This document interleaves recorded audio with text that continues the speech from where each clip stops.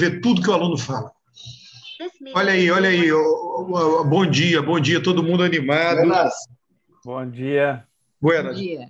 Eustáquio, vamos começar por um assunto que a gente mais gosta. Aliás, o segundo que a gente mais gosta, que a gente mais gosta é a invasão da Ucrânia. Mas o segundo que a gente mais gosta é a coisa da Guerra Santa, da religião, uma ofensa em Aparecida. Eu viajo Rio, São Paulo, já parei na Basílica. É um lugar sagrado, as pessoas se comportam com muita reverência lá. Não tem bagunça. Você pode até entrar, tem uma parte subterrânea lá que tem lanchonete, banheiros, né, lojas, que você pode até entrar com animais domésticos, é permitido. Mas todo mundo se comporta de uma maneira muito respeitosa. Para os meus padrões, aquele negócio de entrar lá com um copo de cerveja, né, com a caneca de cerveja, aquilo é uma vergonha, você entrar com bebida alcoólica num lugar, a não ser que o álcool fizesse parte da cerimônia, mas não era o caso ali, né? Eu gosto da discussão sobre questões religiosas e políticas, etc. Eu não gosto dessa Guerra Santa, né? E o segundo turno começou com uma Guerra Santa para a gente lembrar a discussão sobre satanismo, né? Tinha vídeos sobre satanismo, depois vídeos sobre a maçonaria, né? E depois foi descambando para a luta contra o bem e contra o mal, tal. Foi uma semana, a primeira semana foi terrível em termos dessa questão que a gente chama de Guerra Santa, né?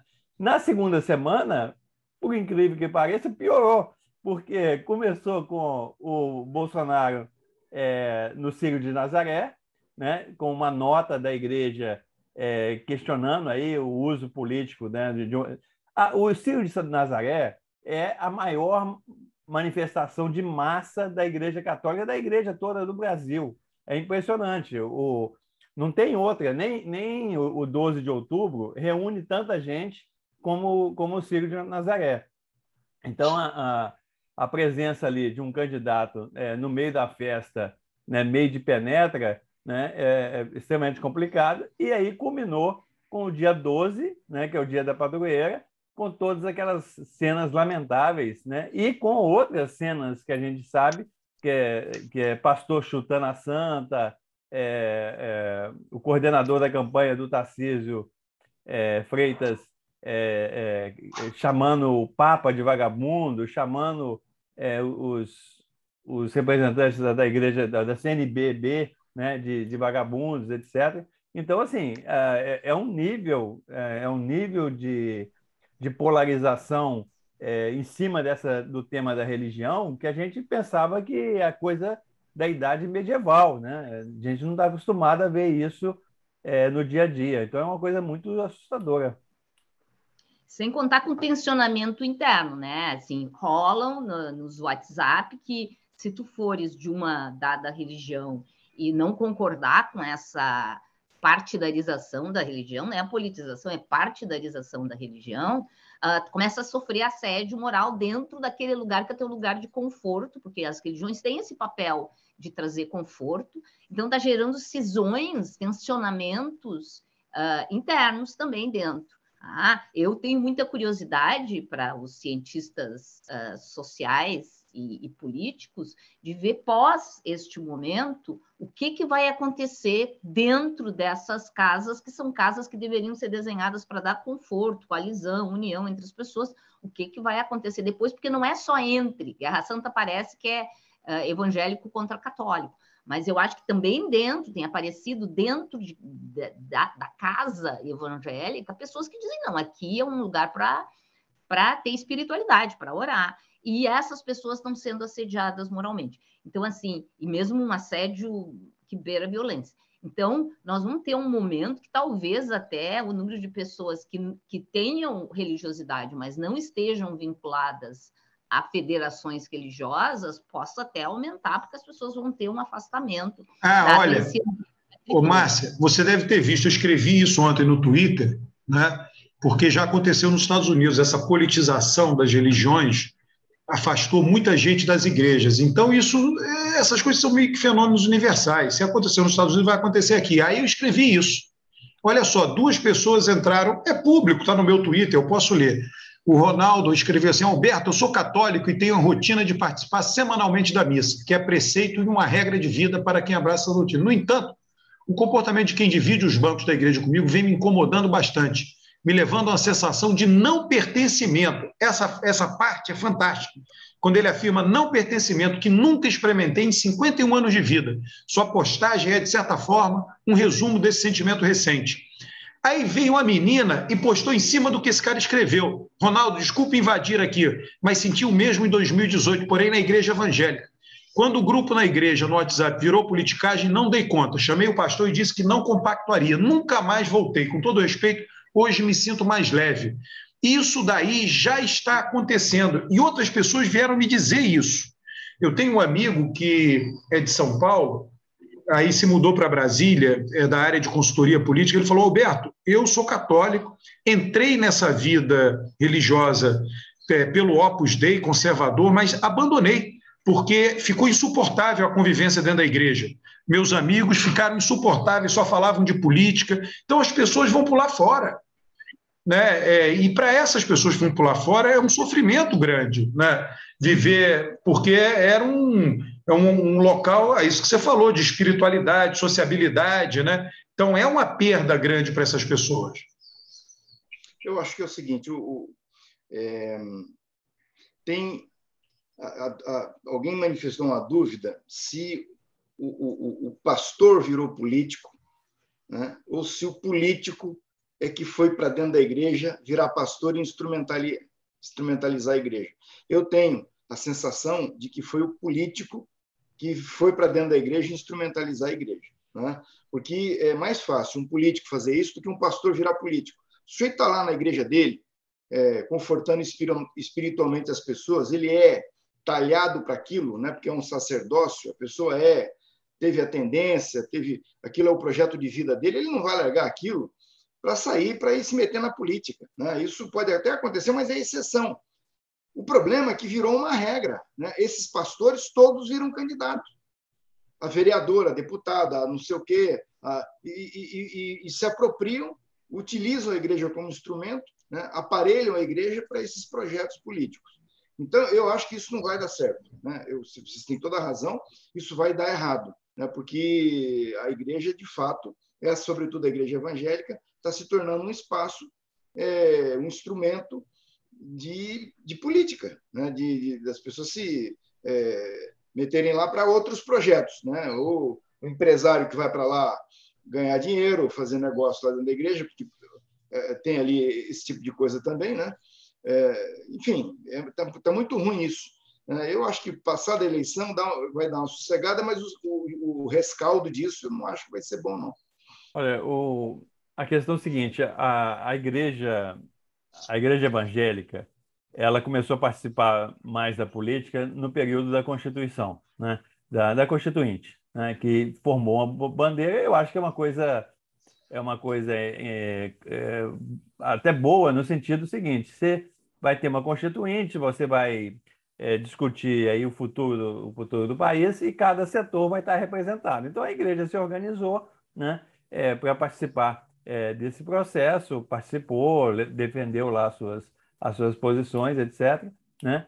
E a igreja evangélica, principalmente, que sempre foi minoritária no Brasil, ela viu esse caminho da política, né, como uma maneira de se fortalecer politicamente no país. Então ela começou a montar essa bancada evangélica, ter uma participação mais ativa na política, que até aí também eu não vejo nenhum problema. Setores religiosos participarem, defenderem suas visões, etc. Só que acontece o seguinte: tem setores, doutrinas, né? Tem na Igreja Católica também, em outras igrejas, mas principalmente na Igreja Evangélica, que chama de teoria do domínio, né? Que você tem que dominar a cena política nacional em nome desse projeto, vamos dizer assim, religioso. E quem mais falou isso, né? O Edir Macedo, da Igreja Universal, tem um livro, né, sobre projeto de poder, está disponível, qualquer um pode ter acesso a esse livro. e a Damares Alves, que é uma pastora, né? Ela é assessora de senador, era assessora do Então, gabinete do Magno Malta. Então, ela é uma pastora, assessora do Magno Malta, no Senado, né? E ela deu declarações do seguinte, que está na hora de dominar a política nacional. Ela deu isso aí antes de 2018, né? Virou ministra e agora foi eleita senadora e todo mundo está acompanhando, né? Uma grande fake news que ela está colocando, que ela não tem nenhuma prova, né? Ela foi para uma igreja em Goiânia, né? Falar absurdos, né? Para manipular, vamos dizer assim, o medo, né? Dos religiosos sobre questões políticas, de moral, né? Conservadora, etc. Então, assim, essa entrada desses setores, vamos dizer assim, mais fundamentalistas na política, ela é muito ruim. Ela pode minar a democracia e, infelizmente, eu achava que isso, mudando o governo, o pessoal ia mudar. E eu estou com muito receio de que, passadas as eleições, essa polarização continue. Pô, mas você, rapaz, você já achava, eu vou aqui te perturbar, Léo, que você já está rindo aí, mas você achava que o Trump ia sofrer impeachment, você achava que o Bolsonaro ia sofrer impeachment. Pô, você, cara, tá com esse... É porque até hoje eu não entendi esse negócio de instituições funcionando. Ah, Rocha, mas, cara... me explica como é que a instituição funciona, Rocha. A sua, eu já disse, você descambou para o lado errado. Você se formou em estatística e deixou-se influenciar na ENSE por aqueles alunos de ciências sociais que têm uma visão de mundo pessimista, que não admitem que o mundo melhorou e que vai continuar melhorando com todas as dificuldades. Então, você entrou nessa. Né? Quando você era meu discípulo, lá no início dos anos 2000, que leu o meu artigo e ficou encantado com o meu artigo, você estava no bom caminho. Mas depois, Eustáquio, eu não sei o que aconteceu com você. Foi, como diz na Bíblia, você entrou no mundo da perdição. Márcia, a perdição completa. Márcia, você que é das ciências duras, né, das ciências rádias, explica para o Roberto como que as pesquisas falharam, porque até hoje o Roberto acha que as pesquisas estavam certas. Mas tem um pedaço aí que eu estou confortada, que talvez as pesquisas estejam certas, alguma coisa elas estejam, espero que estejam certas, que é na monotonia. Tá? A única coisa é que é a distância que fica mais próxima. É isso, está tudo junto, só que a distância é menor. Eu acho que fizeram uma análise, como tu bem diz, Eustáquio, utilizando uma amostra de censo errada, mas sempre foi a mesma estratégia, o que significa que, ao longo do tempo, como tu faz a amostragem sempre no mesmo lugar, eles estão dizendo que as coisas estão uniformes. Não é essa uniformidade, era essa uniformidade, é isso. Não é essa uniformidade. Tá? O que me deixa confortada, porque isso dá um indício, vamos dizer, de que as fake news, porque essas fake news, elas aceleraram, que as fake news não têm um papel tão importante. Elas têm um papel de manter quem tem uma certa convicção sólida na sua convicção. Porque se as fake news funcionassem, mesmo tendo esse erro aqui, o erro ia ser assim, entendeu? A pesquisa ia mostrar o impacto das fake news, mesmo amostrando nos lugares errados, mesmo tendo uma estatística amostral errada, porque ela repete a mesma coisa, ela está mostrando que a amostra que ela faz dá sempre mais ou menos o mesmo resultado. Então, assim, eu tenho dúvidas sinceras, ao menos que alguém venha com números para mostrar que fake news tem um impacto, além do impacto de pegar aquela pessoa que já é convertida e manter. Isso não é pouca coisa, gente. Manter quem já acha uma coisa naquela convicção é importante. Sim. Tá? Não é pouca coisa, é um papel importante, né? Tu manter, por isso que as pessoas... Ontem, por exemplo, teve um encontro da estadual do PT com 200 pessoas, todas as pessoas com a mesma convicção, mas era importante. Era uma espécie de terapia em grupo que tu vai lá e reforça as tuas convicções. Trocar voto, eu acho que não é com fake news, mas fake news tem um papel de manter aqueles que acreditam em alguma coisa, crendo naquela mesma coisa, tá? Ou o que o Janones faz, que é incomodar o inimigo. Tá? Tem um outro papel, e eu não diria nem que é tão fake news o que ele mostra, porque pode até ser verdadeira news, mas inconveniente e de mau gosto, tá? Mas ele faz um outro papel que não é fazer o pessoal que crê numa coisa continuar crendo, mas ficar dando beliscões do inimigo, que também deixa a gente rindo, é divertido, mas e por isso está sendo criticado por algumas pessoas, porque ele traz umas coisas, vamos dizer, que não é do nível de sofisticação que a gente gostaria que tivesse uma campanha eleitoral, mas ele tem um papel também nesse jogo aí interessante de se observar. Agora, diferentemente do que está acontecendo na eleição presidencial, onde há, de fato, esse congelamento, né, do resultado pós primeiro turno, que você não tem como ficar discutindo a pesquisa do dia 2. Né? A pesquisa do dia 2, as pessoas depositaram o voto na urna, apurou, está lá. Certo? O Bolsonaro 43,12 e o Lula com 47, 5, não, 48, é 5 a diferença, 5. 5 pontos de diferença. Depois disso, as pesquisas estão dando 5 pontos de diferença. 5. Então, o Paraná Pesquisa, que deu a maior proximidade ali, a margem de erro se tocando, né? Para acusar o empate, mas mesmo ela, eu falei com o Murilo, mesmo ela está dando essa diferença de 4, 5. Como é que tira isso? Porque não tem voto em estoque. Ninguém tem voto estocado.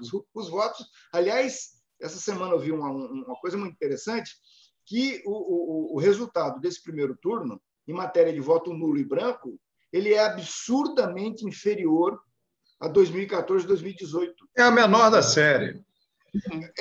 Exatamente. Então, deu 1.900.000 eleitores de voto em branco. Em 2018, 2014, deu 7, 8 milhões. Né? E voto nulo deu uma bobagem aí também, 3 milhões e pouco.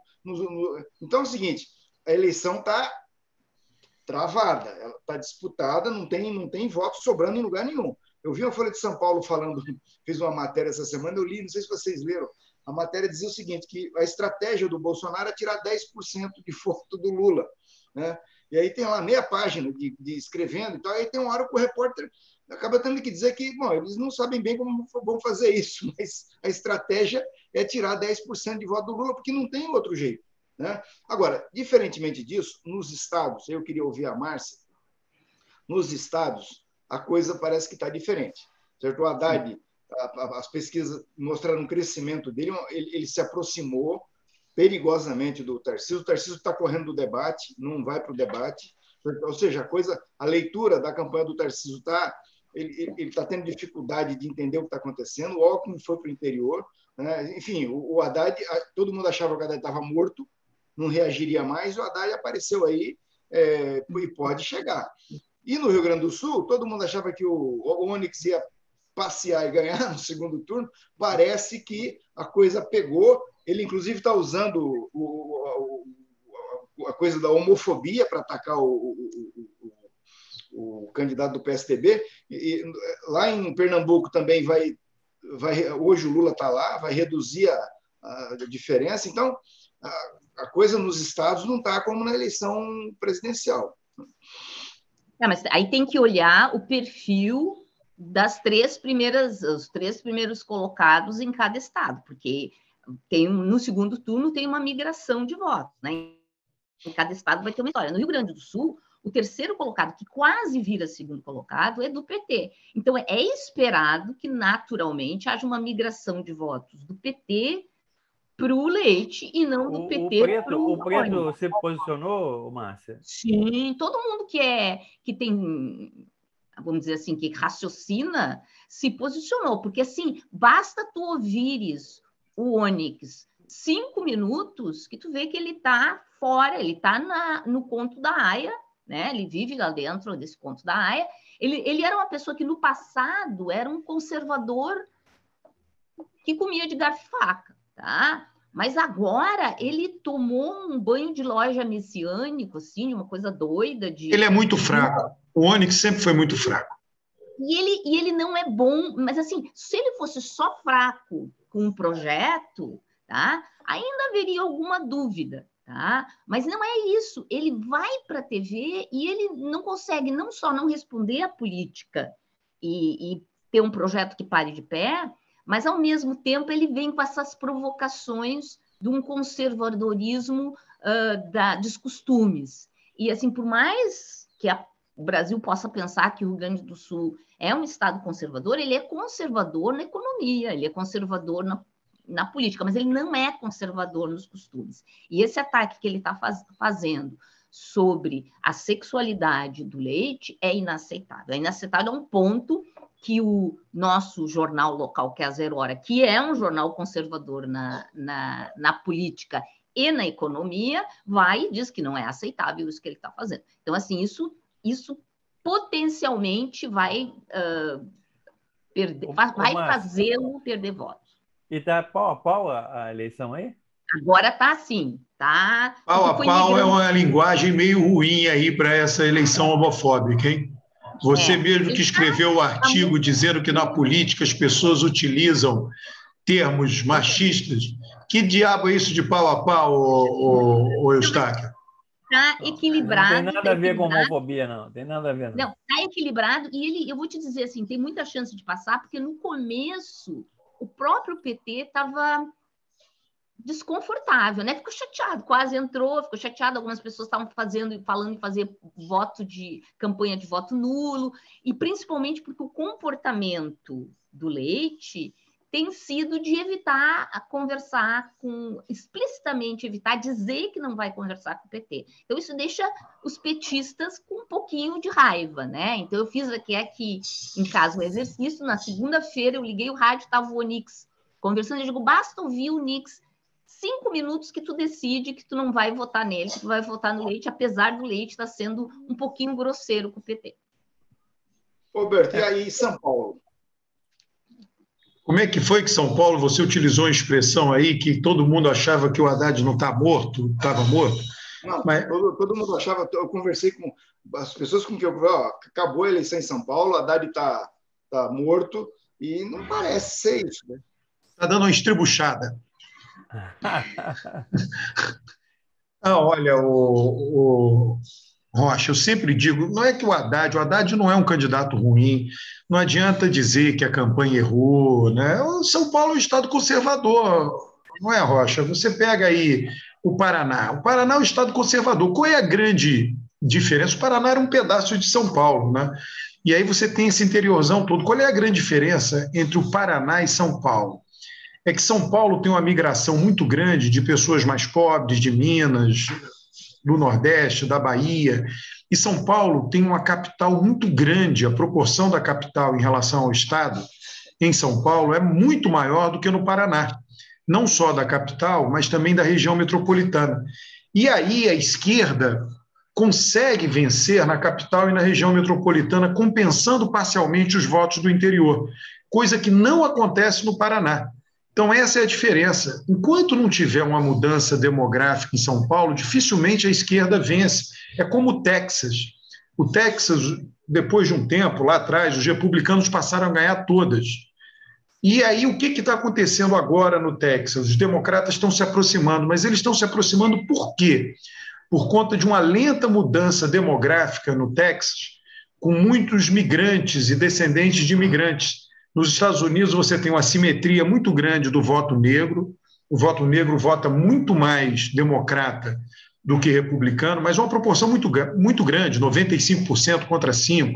O voto branco é um pouco mais republicano do que democrata, e o voto que se chama chicano, enfim, os latinos, né, é um pouco mais democrata do que republicano.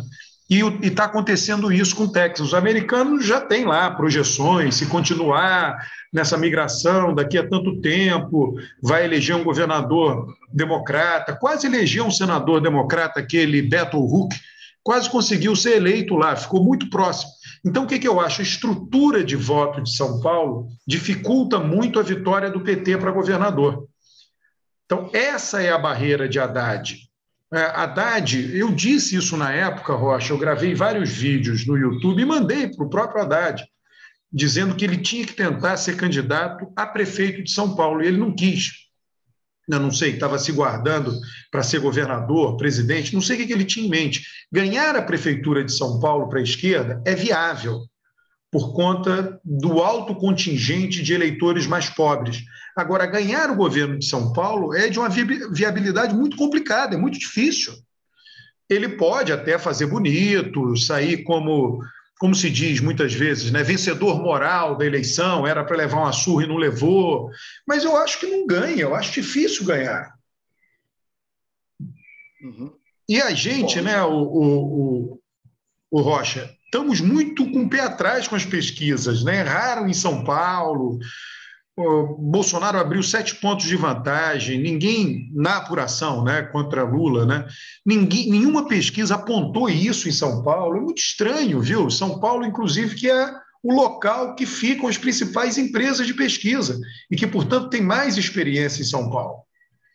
Vai entender o que está acontecendo em São Paulo? Será que dá para confiar nos dados de São Paulo? Não, por exemplo, as institutos de pesquisa, o IPEC está colocando que o Lula está na frente em São Paulo. Está errado. As outras pesquisas estão colocando que o Bolsonaro está na frente em São Paulo. Então, assim, como é que você vai confiar numa pesquisa dessa? Mas, para mim, é óbvio que o Lula não está na frente em São Paulo, considerando o resultado. Se ele ficou 7 pontos atrás, da mesma forma que o Nacional, Lula ficou 5 pontos na frente, tende a manter. Lula ficou atrás de São Paulo, tende a manter. Quer dizer, isso não tem muito mistério. Então, na hora que a empresa Mas de pesquisa... em Minas, Roberto, o que você acha em Minas? O Zema consegue virar lá? Porque lá é 500 votos, 500 mil votos só de diferença. Mas você vê, né, o Nordeste abriu 13 milhões de votos. Aí eu fico vendo gente dizendo, se Minas virar, então o Lula perde. Porra, mas e os 13 milhões do Nordeste? Entra onde nessa conta, cara? Ele abriu 6 milhões. Minas pode virar, que ele ganha mesmo assim, entendeu? Acontece que... O dado que teve foi que a diferença que o Bolsonaro abriu sobre o Lula em São Paulo, o Lula matou na Bahia. Não, matou no Maranhão. No Maranhão. Na Bahia, não. Em São Paulo, Rocha, em São Paulo foi 1.700.000 votos, 1.750.000, para ser exato. Na Bahia foi 3.800.000. A Bahia foi o Sudeste, ela compensou o Sudeste inteiro. Eu acho que é o Sudeste com o Rio Grande do Sul, tá? Somando com o Rio Grande do Sul, a Bahia compensa. Não, eu te falar, no começo agora do segundo turno, realmente eu fiquei muito assustado, porque eu vi outros cientistas políticos falando, eu vi o Jair Nicolau falando que o resultado do primeiro turno assustou muito ele. Ele não esperava esse resultado, o Bolsonaro conseguir uma força tão grande na Câmara, no Senado, entre os governadores, etc. Então, eu realmente isso me surpreendeu e surpreendeu grandes cientistas políticos aí, rivais aí do Alberto. Não, eu não tenho nenhum rival, Então, que conversa fiada, né? O cara só tem uma visão diferente da minha, mas não é meu rival, não, é colega geracional, inclusive. Gente boa, tudo gente boa. Então, assim, eu fiquei assustado, mas eu fui fazer essa conta que o Alberto está falando aí, ver o seguinte, como que o Bolsonaro podia compensar os 13 milhões de votos do Nordeste? Porque tá mais ou menos claro, que é claro, o Nordeste pode ser 12 milhões, pode ser 14 milhões e tal, mas vai ficar nessa casa. Fica ali. Acima de 10 milhões de votos para o Lula. Como que o Bolsonaro podia tirar essa vantagem? Ele teria de colocar uns 5 milhões de votos na frente em São Paulo, teria de colocar uns 3 milhões de votos na frente no Sul, uns 2 milhões de votos à frente em Minas e mais uns 2 milhões no Centro-Oeste e empatar no Norte. É muito difícil. É muito difícil. Mas, gente, você tem que levar em conta que o segundo turno aumenta a abstenção. Então, o que ele tem que conseguir? Que o mais pobre não vá votar. Não, ele tem que fazer essa distribuição. Mas tem os 9 milhões, né? Só para esclarecer, tem os 9 milhões do Ciro e da Tebet, né? Sim. Então, assim, tem a decisão, mas esses 9 milhões estão em disputa. E o que está aparecendo nas pesquisas... Também as pesquisas Estão malucas. Tem pesquisa falando que a maioria dos votos do Ciro estão indo para o Lula. Tem eu vi pesquisa isso falando também. que a maioria está indo para o Bolsonaro. Tem pesquisa falando que a maioria dos votos da Tebet está indo para o Lula. Outra está falando que ela está indo para o Bolsonaro. Então, Não, então, maluquice. tá tudo. Cara, a gente olha a pesquisa porque não tem outra coisa para fazer, né? Mas a desconfiança é generalizada, né? Agora, como tem gente que tem que escrever artigo todo dia, eu não consigo entender como uma pessoa faz isso, não. O cara publica um artigo todo dia no jornal. Eu não consigo entender como é que é esse processo, né? De o cara criar um artigo todo dia para publicar no jornal. Então, como não tem o que falar, certo? O pessoal fica pegando pelo em ovo, né? Então, pega uma vírgula da pesquisa e não sei o quê, e não sei o quê. É tanta coisa que aparece, né? Você fica olhando assim, mas não é possível. Aí você vê... Ô, Roberto, e esses comentaristas da televisão que começam a comentar 8 horas da manhã, vai até meia-noite, aí eles têm que passar o dia inteiro comentando. É ridículo. É isso aí que o Rocha está falando. Eu vejo na Globo News, eu ponho de vez em quando na CNN, fico olhando, assim, não tem, eles falam tanta bobagem, né, porque tem que ficar falando o tempo inteiro, então vai acabar falando bobagem. É aquela história do quem fala demais dá bom dia a cavalo, é infalível, né? Vai acontecer de falar bobagem. Então eles ficam falando, aí sai a pesquisa. Aí começa a falar da pesquisa. Então, assim, a pesquisa ela só confirmou o que aconteceu no dia 2. É isso, até agora está acontecendo só isso. Negócio, sei lá. Então, mas, enfim, eu acho que... Não, mas deixa eu falar uma coisa. Eu acho o seguinte, que podia virar para um lado ou para o outro, dependendo da campanha.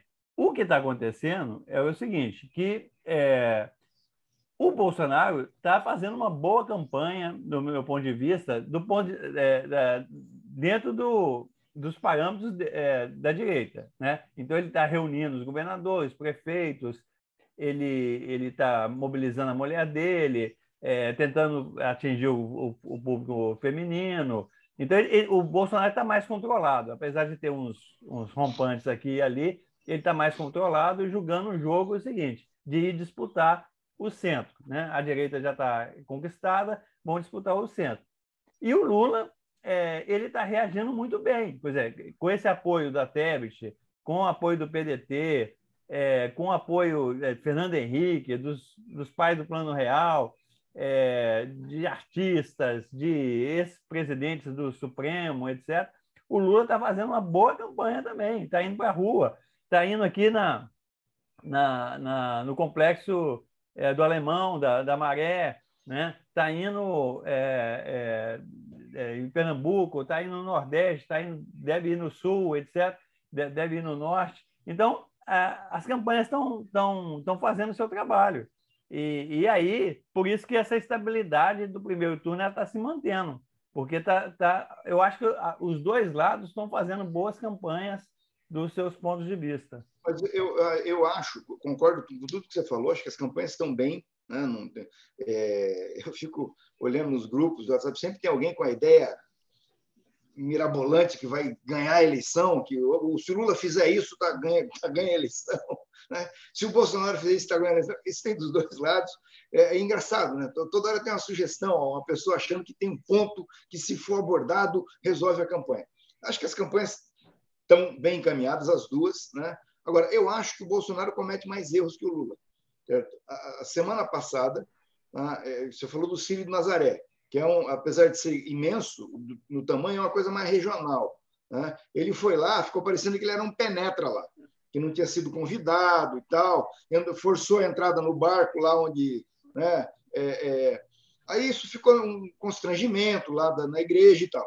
Aí ele vem para o Sul, vai para Minas Gerais, tem uma reunião de manhã com o Valdemiro Santiago, certo? E vai para Aparecida. Em Aparecida, é só lambança. Não Aparecida eu achei muito ruim, Stack. Mas, olha, só lambança, uma coisa impressionante. Aí é o seguinte, ele tinha organizado, lógico, porque ele também tem bolsonarista lá na Igreja Católica, e que eles tinham organizado um culto, alguma coisa para o Bolsonaro, na Basílica Antiga, certo? Na parte da tarde. E aí, parece que o arcebispo descobriu, chutou o pau da barraca, fez aquele discurso lá que hoje não é dia de pedir voto, hoje é dia de tal, e aí eles tiveram que cancelar o evento, certo? E a confusão daquele pessoal com cerveja na mão, tudo, isso aconteceu lá, naquele lugar onde ia ter esse evento que estava programado e foi cancelado. E aí, aquilo transmitiu uma imagem muito ruim. Então, assim, a campanha os profissionais que estão na campanha vão acertando, vão conduzindo a campanha, o Bolsonaro vai e faz uma lambança, né? Comete um erro. Então, é difícil. Rocha, a questão toda... Eu quero só esclarecer, Roberto, assim, eu estava falando assim, ela está bem encaminhada no ponto de vista assim, de tentar atingir seu público e tal, etc. Mas eu concordo com o Rocha aí separando.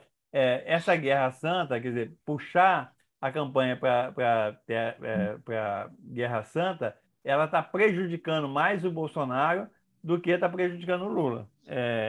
Agora, veja só. Porque também é o seguinte, porque tem reação, né? O pessoal está reagindo bem, inclusive nas redes sociais, né?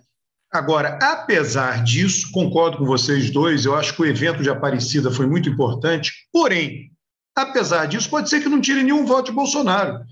Se isso que eu estou falando realmente acabar acontecendo, mostra a rigidez do voto. O voto é tão rígido, que mesmo um evento muito negativo não tira voto de ninguém. E isso vai valer para um lado e para o outro. Não, veja só, eu acho que do nordestino, né? Já tinha falado aquela bobagem do nordestino. Sim, sim. Aí agora, então é o seguinte, eu concordo com você. Eu acho que para quem está precisando de voto, crescer, avançar, certo? Cometer esse tipo de deslize não ajuda em nada, né? Não, pode não tirar voto, entendeu, Rocha? A gente vai saber, mas é aquilo, já abriu 5 pontos. Eu sempre digo, a pessoa depositou o voto. Você sabe que a previsão de virada, Rocha, você falou dessas eleições estaduais, tá? Eu já há muito tempo acompanho isso. Aí depois vi que outros acadêmicos da Fundação Getúlio Vargas, a área de ciência política, acompanham também. Quando é que tem virada, né? Quando é que tem virada mais fácil? Quando o segundo colocado fica próximo do primeiro e o primeiro fica distante do 50, tá? Porque você vai ter muito voto disponível para ser distribuído. Então, esse pessoal, ele diz, olha, tem 2 lugares, a virada é rara, né? E aí ele diz, tem 2 lugares mais prováveis de virada. Mato Grosso do Sul, o candidato Bolsonaro, tanto do Bolsonaro quanto do governador, ficaram muito próximos, o Bolsonaro um pouquinho na frente, mas ambos ficaram muito distantes dos 50. Tá? Então, eles previram que poderia haver virada no Mato Grosso do Sul e em Pernambuco. As pesquisas estão dando exatamente isso, tá? Até agora, não significa que vão manter, mas houve virada no Mato Grosso do Sul, pelas primeiras pesquisas, e houve virada em Pernambuco. No restante das disputas, não teve virada alguma. Então, você consegue modelar as eleições, quer dizer, as eleições não são uma loucura imprevisível, entende?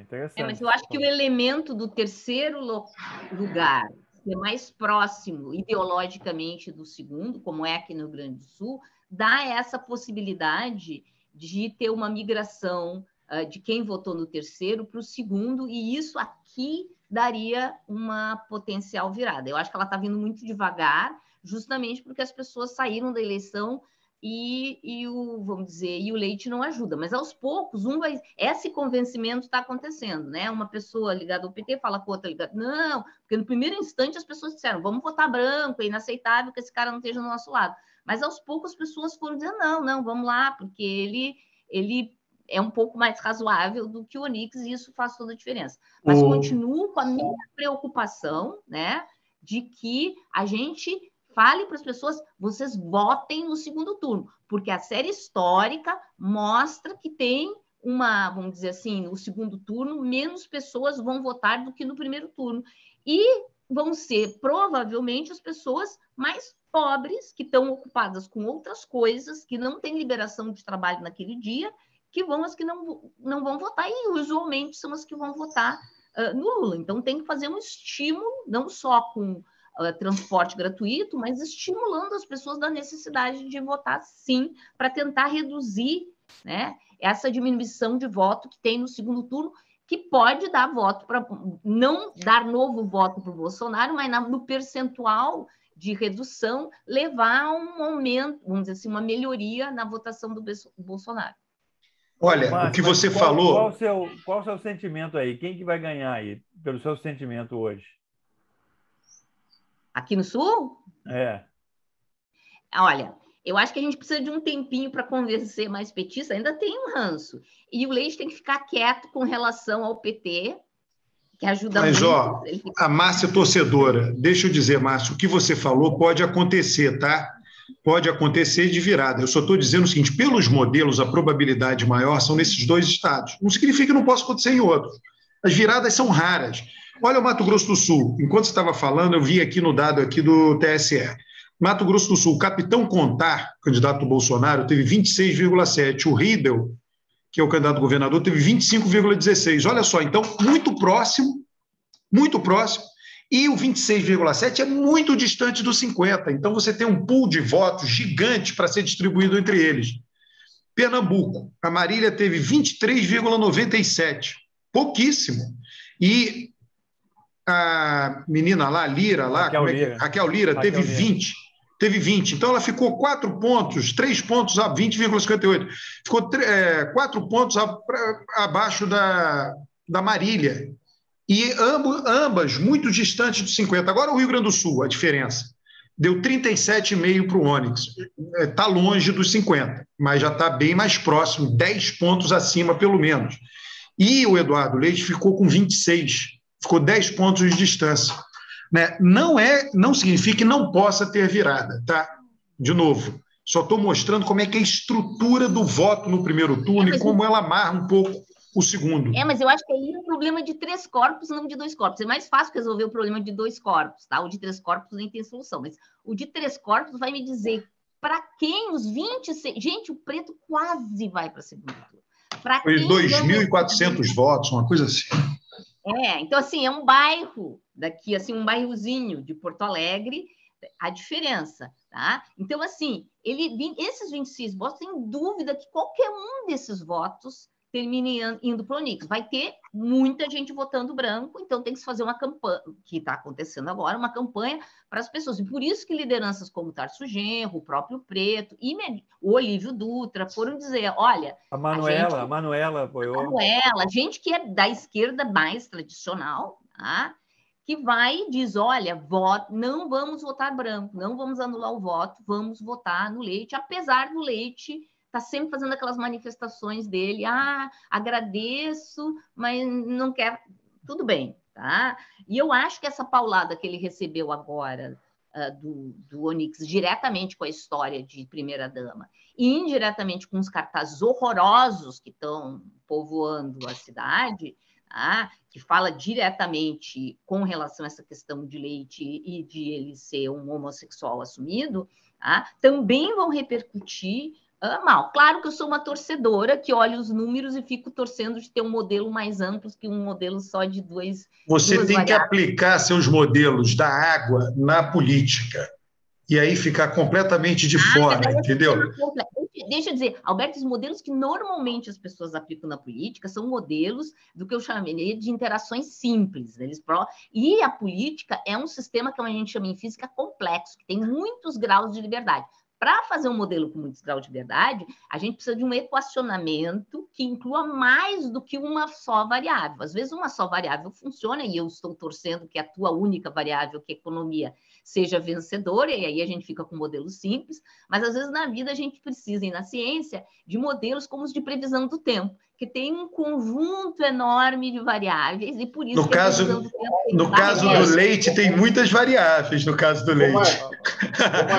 É um modelo complexo, realmente. Márcio, fala para ele que a água a política é igual a água, escorre pelos dedos das mãos. Não, é porque tem mais variáveis. No Rio Grande do Sul, todas essas metáforas são complicadas, Rocha. Totalmente. Negócio de escorrer pelas mãos, tudo isso. Não é no Rio Grande do Sul, gente. Não é no Rio Grande do Sul. É o que a gente está trazendo, que é essa questão de ter um vocabulário, né, que consiga contemplar todos e todas. Então, essa coisa a gente tem que começar... Na última campanha de prefeito, aqui em Curitiba, tá? Aconteceu esse episódio aí. Teve um candidato que usou esse expediente homofóbico contra o outro candidato, né? Quem foi a vítima da homofobia? O Grega? Curitiba, o Greca. O Greca é? Curitiba é uma cidade com... Não, eu não sei, não fico me preocupando com esse aspecto da vida de ninguém. Não, mas só para saber, você pode não se preocupar, mas a campanha revela. O fato é que o candidato usou isso, e aí a resposta dele, teve uma hora que ele se irritou, e acho que até foi num debate, a resposta dele foi assim: eu não vou administrar a prefeitura com a bunda. Ponto. Entendeu? Encerrou a conversa e ganhou a eleição, virou prefeito de Curitiba. E é a terceira vez que ele é prefeito de Curitiba, né? Então, apesar da cidade ser, como no Rio Grande do Sul, é conservadora na política, na economia, conservadora nas tradições, né? Porque aqui tem polonês, alemão, ucraniano, o diabo aqui. Russo, até russo tem. Até russo tem, entendeu? É muito tradicional, muito apegado às tradições, tá? Mas na questão do costume, não rola, né? Não rola mesmo. Então, Márcio, então o Leite já tem a resposta pronta, é só pegar do Greca aí. Não, mas o Leite não faria isso, ele é uma pessoa mais elegante do que... Ele não diria isso jamais, tá?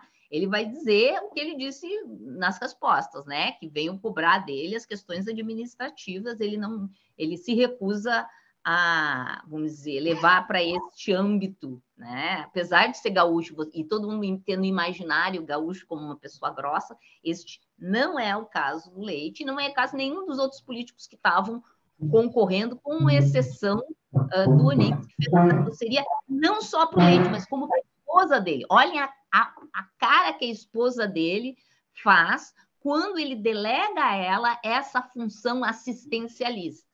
Tá? Não é ela também, vamos dizer assim, não ficou feliz com alguém dizer, olha, esse é o seu papel na sociedade. Tá? Então, nem as mulheres ficam felizes em pensar que o único papel que elas podem ter na sociedade é o papel assistencialista. Ou seja, ele atacou os gays e as mulheres, né? Isso.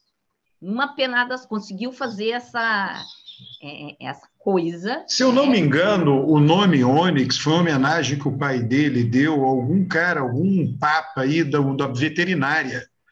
Ele vem de famílias aí de veterinário, e aí o Onyx é isso, né? Ele sempre lidou com bicho, né? Com mais dificuldade. Está precisando do veterinário, Onyx. Está precisando de um veterinário.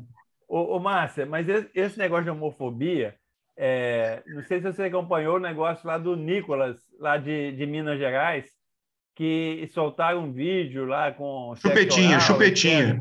Aí estão chamando Nicolas Chupetinha. Ou seja, o pessoal... Minas Gerais não é... Para a direita e para a esquerda, né? Minas Gerais não é... A única coincidência que tem aí é que eu não sei se esse Nicolas é gay.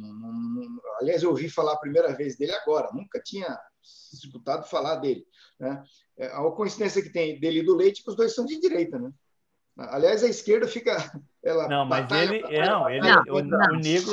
o Nicolas não é só de direita, o Nicolas é conservador. Ele é conservador moral, ele é um bolsonarista. Mas ele cresceu radical, na base da fake news e fazendo aquele terrorismo, então, assim, indo em escola. Não pode comparar ele com o Eduardo Leite, não. Não, assim, e tem um movimento que está acontecendo muito microscópico, mas que tem um impacto grande, que vem dessa figura super polêmica, que é o Janones, tá? Que constrói a sua carreira a partir... Eu nem chamaria de fake news, porque muita coisa que ele diz é verdade. Ele vai... Mas é o seguinte, quando a fake news é de esquerda, você não acha que é fake news, mas como é de direita, você acha que é. Dizendo assim, ele é questionável porque ele usa o escândalo. Então, ele é questionável. Mas ele é consciente do papel que ele não está querendo virar voto com o escândalo. Ele está querendo incomodar os outros. Então, assim, tem um pedaço da esquerda que acha catarse, ele está fazendo isso, ele está fazendo a coisa que ninguém tem coragem de fazer, que é colocar ir lá, puxar o cabelo do amiguinho e dar um soco no amiguinho, mas todo mundo dava com vontade de fazer. Ele vai lá e faz isso, né? E faz isso com enorme impacto, tá? Então, tem esse papel. E esse papel não é para trazer voto. E ele sabe disso. Ele mesmo diz, eu não estou fazendo para incomodar o outro e a outra. Parte da esquerda está furiosa com isso que ele está fazendo. Ele tem todo dia que brigar com a esquerda, que está dizendo, a gente não joga sujo. Ele disse, o jogo é meu, eu jogo como eu quiser. Então, assim, é uma personalidade, mas cuidado, Léo. O Lula soltou ele, o Lula autorizou ele a fazer isso, o Lula soltou ele, eu quero ver colocar depois dentro da jaula. Não falta assim, um pitbull. Tem gente que chama ele de Padre Kelmon do Lula. Porque ele tem essa...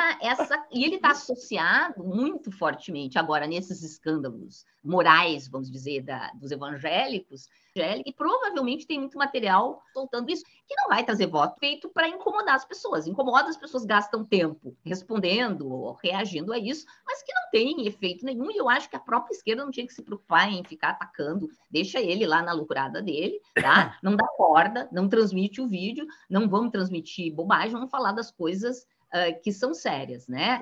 A República tem novos personagens, Janone, Nicolas Chupetinha, o outro lá, qual é o outro? Damares, a nova personagem da República.